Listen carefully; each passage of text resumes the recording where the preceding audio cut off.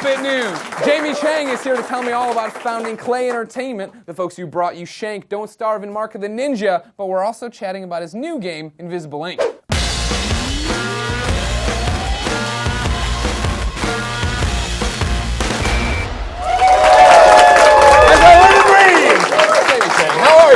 Great, thank you. How are you? I'm excellent. Thank you so much for coming down.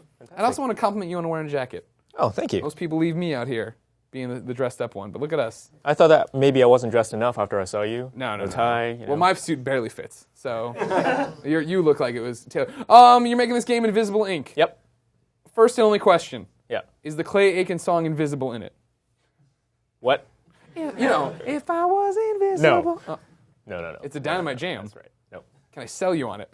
You can try to get the licensing, and then we'll sneak into the credits. Okay, that's good. For everybody at home, like my mom, what is Invisible Ink? So it's Invisible Incorporated.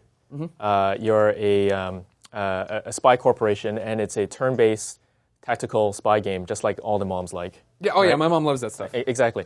And it's procedurally generated. It's permadeath. So if your guys die, you got to start over again, right? Always fun. Exactly. Yeah. and there's pretty much no margin for error. That's really the way that we wanted to push it. We really wanted to push. So most espionage games are about shooting everybody to death. Sure.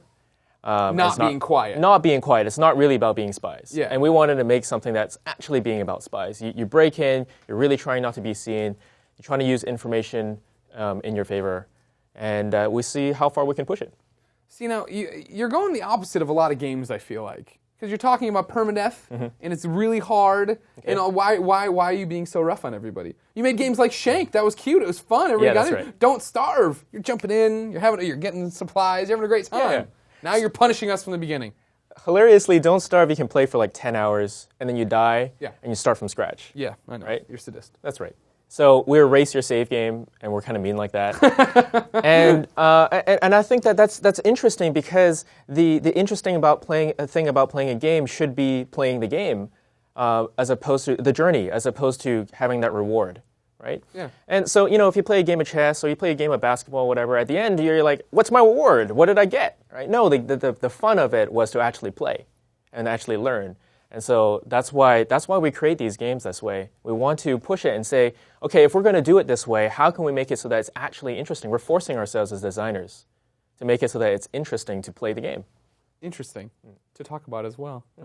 But no, I'm watching the game, and it's one of those, like, you showed us a demo before this. Yep. We're seeing it right now on the screen. And you waited in there, and immediately my head started to implode because I was trying to figure out what you were doing, but it's really hard to do. You were playing on a level I don't think I'm going to jump in right away. That's right. How tough is that? So is it brutally punishing from the get-go, or you lead me in and then start breaking my bones? I mean, I'd say that's like level 3 is what you saw. Okay. Right? Well, good. I get 3 levels. Yeah, you got a couple levels. You'll probably die in the first couple levels as well. And yeah. you just learn the mechanics, and you're learning how...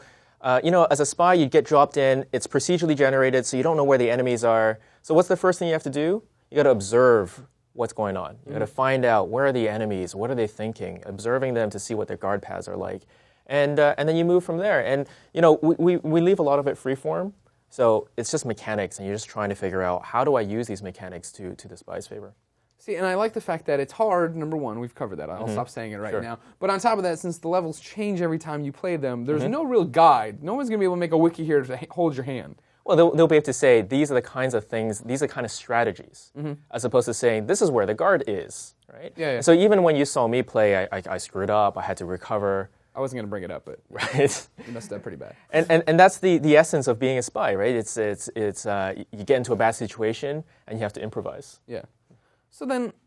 why do this to yourself? Why make a game that is not of the norm, right? You're talking about the fact that it's going to be different every time. So that's got to be hard to program, number one. But to challenge yourselves on this level, most people, I think, just challenge themselves on the design dock, and then they make that game, and they have their systems, and they're done. Why are you trying to change everything? If that's how you think a game is made, Isn't it design? That's right. You just take the design and you say, hey, just make this game, and it's going to happen, right? Yeah. Actually, people ask me all the time, so I make video games, so do I play games all the time? I don't understand that part. So is it that I play a video game and then out comes another game? I don't really understand how that works. I think that it's... I wake up and we try to push the medium, right? And sometimes, actually, every other day, I'm like, why am I doing this to myself again? We've been doing this for 8 years, 9 years, trying to figure out how to create yet another, push the genre yet again. But that's what's interesting about the medium. There's just so much to explore. So is that intimidating ever to you? I mean, as a team, like you talk about, 8, 9 years you've done it. You broke away from THQ to come do this, right? Right. Yep. Good job on that. Yeah, that panned out in the long run. Yeah. It was a good business move. But I mean, when you left that and started your own company, Klei, was it you knew from the get-go you wanted every game to be like this, to be from ground zero, we got to start and build up this new thing? Absolutely not. When I started it, I was just like, I'm just going to try. I'm going to try something. And we made Eats. We were trying to pitch Eats. We were trying to get some money. In fact, I made a pitch for doing a Bratz game on mobile. That was a good show. Yeah, exactly. Because we all love Bratz, right? Yeah, but we needed money. It really is like game dev story.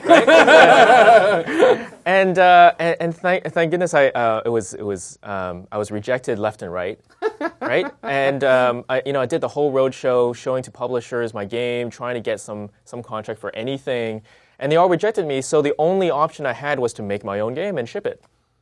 And then from there on, I just kept making my own games because hey, that worked.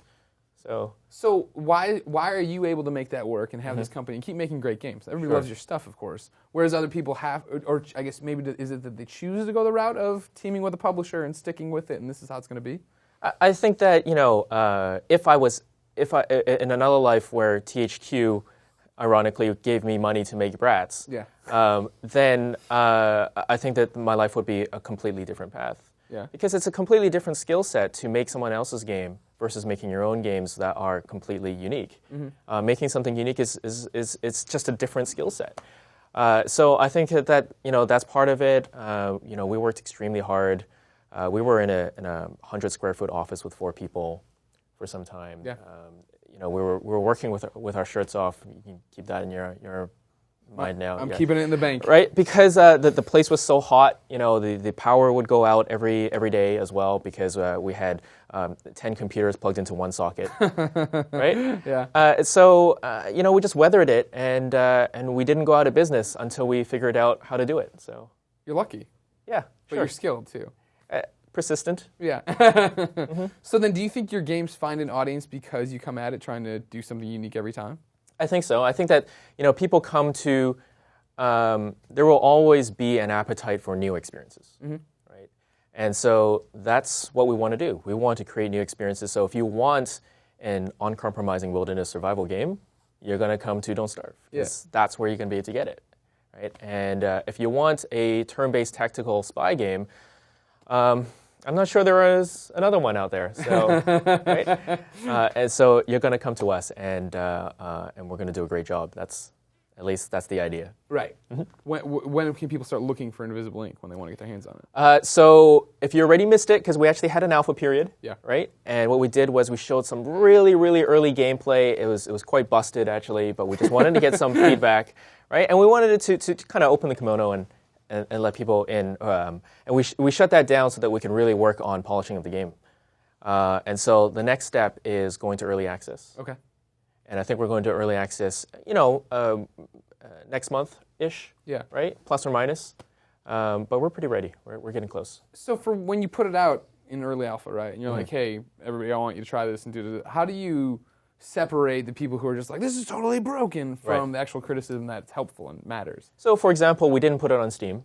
We just sold it on our website. Okay. And all we did was tweet. We just said, it's available now, for now. Yeah. Right? And then whoever came. Right? And so I think that people are getting used to that cadence from us. We did that for Don't Starve as well. And then we talked to them on the forums, and we just, very upfront talked to them through the design, talked them through what our thinkings are. And it's been super helpful. So after doing all this independent stuff, marching to be your own drummer, could you ever go back to doing stuff with publishers again and being a part of that process?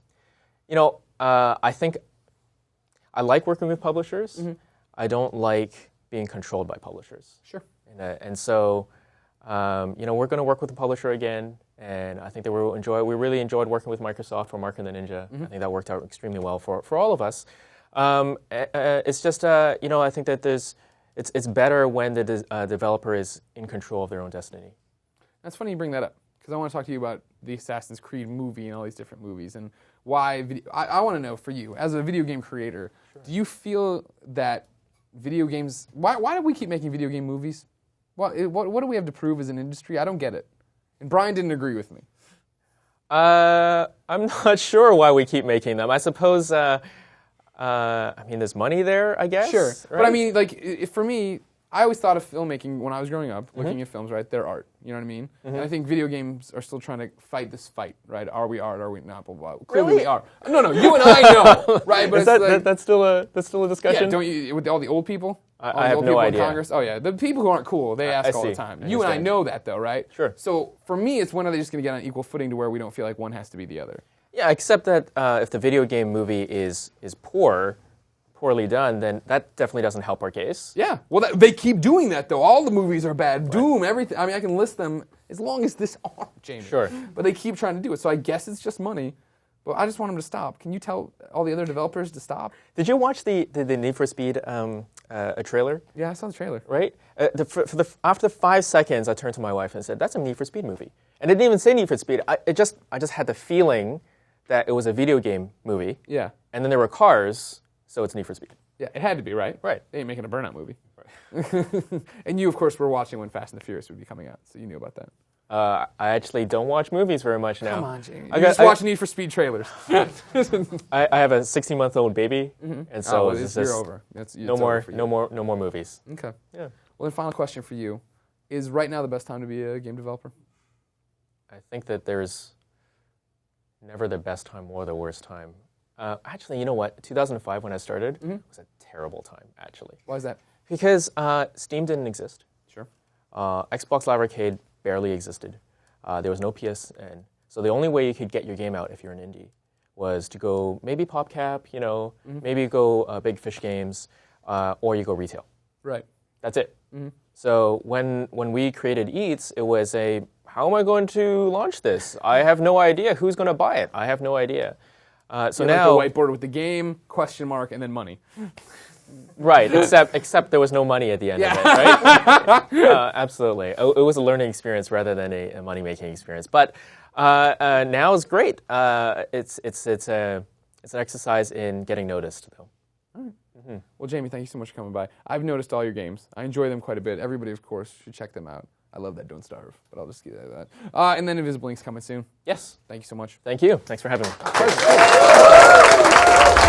Thanks to Jamie Chang, Brian Altano, Nick Scarpino, and you, my audience! If you want to be in that audience, go.ign.com/up@noon for details. As always, I'll be responding to comments the first hour of this video is live, so come tell me why it gets so quiet when I start talking, and it's really awkward, because it's like really loud, and then it gets really good. We'll be back next Monday at noon, but until then, I'm going back to bed, DaveFenoy.com.